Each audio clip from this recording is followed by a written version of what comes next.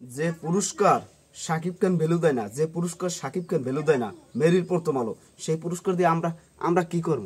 ওখানে তেল, যারা তেল দিতে পারে, তেলের মালিশ করতে পারে, তাদের জন্য মেরির প্রথম আলো। সেটা আপনারা দেখতে পাচ্ছেন না? সেটা তো দেখতে পাচ্ছেন, সেটা আপনারা তো দেখতে পাচ্ছেন। যারা তেল বেশি দিতে পারে তারাই এই মেরির প্রথম আলো পুরস্কার পাবে।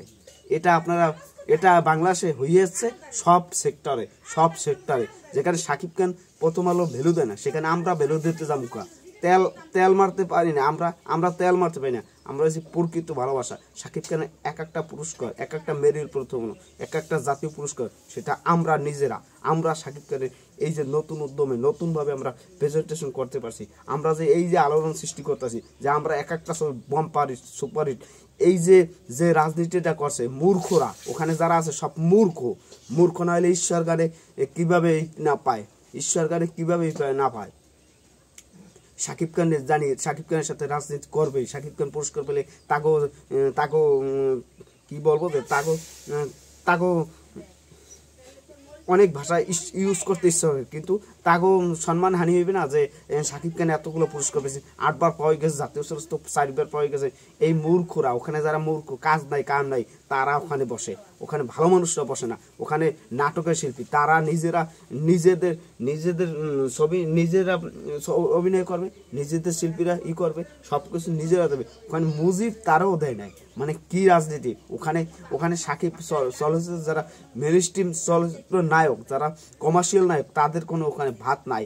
এই সমস্ত যারা বেকার, তারা এই সমস্ত কাজগুলো করে। এখানে শাকিব খানের প্রিয়তম ছবি একটা কোনো সেক্টরে একটা পুরস্কার পায় না। এই যে মূর্খর মতন কাজগুলো, এই যে সমালোচনা, এই যে সাংবাদিক বলেন বা যার বাংলাদেশে যে আলোড়ন সৃষ্টি করছে, এই যে এদেরকে নিয়ে কি বলবো, এই মূর্খদের নিয়ে কি বলবো? এরা সমালোচনা যে হইতেছে এলাকায়, সেটা তারা বোঝে না।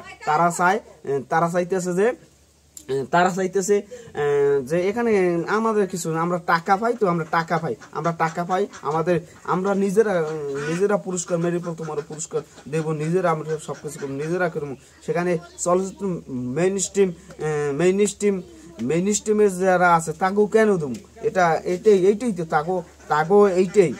তাগো এটা ছাড়া কিছু নাই। তারা নিজেরা অভিনয় করবে, নিজেরা সবকিছু করবে, নিজেরা প্রোগ্রাম করবে। শুধু চলচ্চিত্র মানুষ লাগবে কখন? চলচ্চিত্র মাখন কোন সময় লাগবে? যখন পুরস্কার দেবে, তখন একটু শো আপ করার জন্য কিছু মানুষ আমাদের পণ্য হিসাবে মেইনস্ট্রিমের নায়ক নাকি, আমাদের মূলধারার নায়ক নাকি, তাগো ইলেশ কাঞ্চনের হাত থেকে পুরস্কার যে পাইছে মেরির প্রথম, 2টা পুরস্কার দেয়, 2টা পুরস্কার দেয়।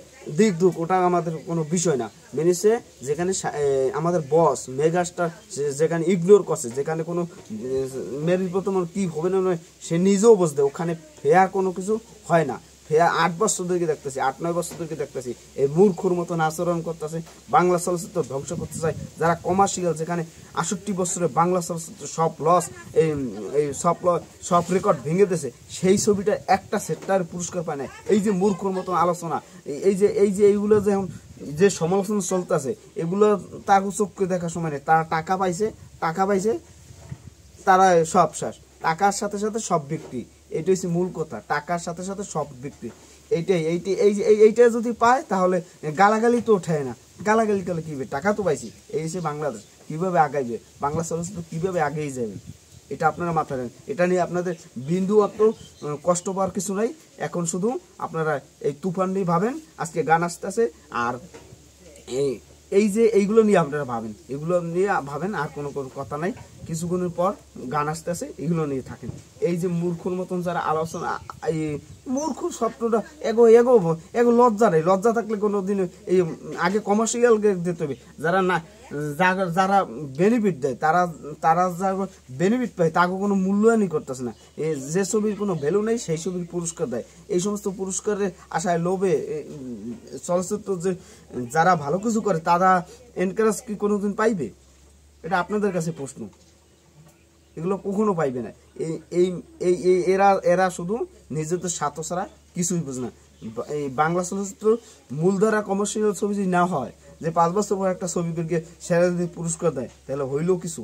যে কষ্ট করে অক্লান্ত পরিশ্রম করে প্রতিদিন, তারে যদি কিছু সম্মান না দেয়, এই যে মূর্খর মতন কাজগুলো করে, সুশীল, টাকায় বিকৃত, তেল মারা, যাই হোক অনেক কথা বলতেছিল, বললাম না। ভালো থাকবেন, আর এগুলো নিয়ে নিরাশ হবেন না, হতাশ হবেন না। এখন শুধু আপনারা এই তুফান নিয়ে 25 বছর নিয়ে ভাবেন। ধন্যবাদ। অল সাকিব স্টার, এগুলো নিয়ে ভাবার আমাদের সময় নাই।